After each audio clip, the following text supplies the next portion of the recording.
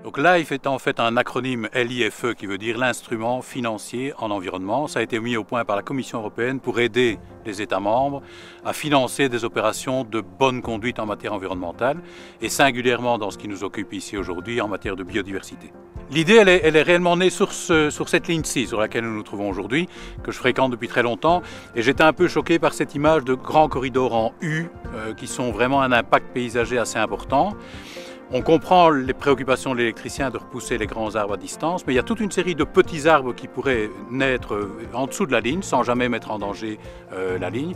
Et donc l'idée en fait est de redévelopper ce grand format en V dans les lignes pour remplacer le U actuel.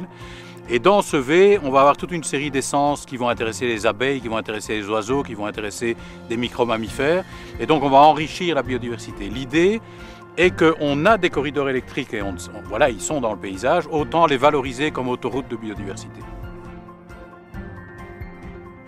Donc il est assez clair que quand le projet LIFE aura exprimé toutes ses possibilités sur les 160 km de lignes Elia en Belgique, l'intérêt pour l'électricien est de 3 types au minimum.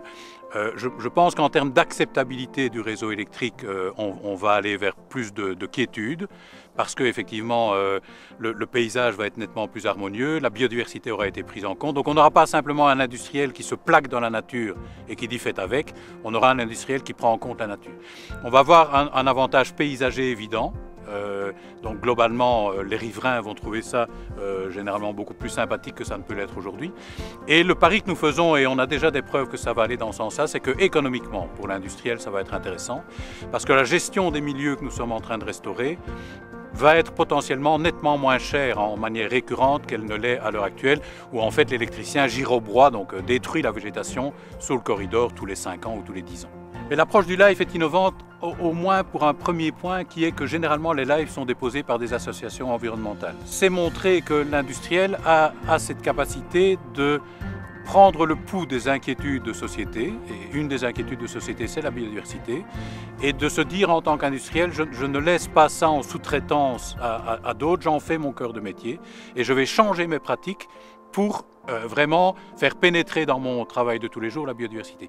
Comme les industriels l'ont fait il y a 50 ans sur la sécurité au travail, par exemple. On sait que le siècle qu'on va traverser va être un siècle d'enjeux majeurs en termes de biodiversité. La biodiversité continue à s'éroder, le changement climatique ne va pas arranger les choses. Et donc, je pense réellement que voir les industriels se mettre aux côtés des environnementalistes pour relever le défi de la biodiversité est vraiment très significatif.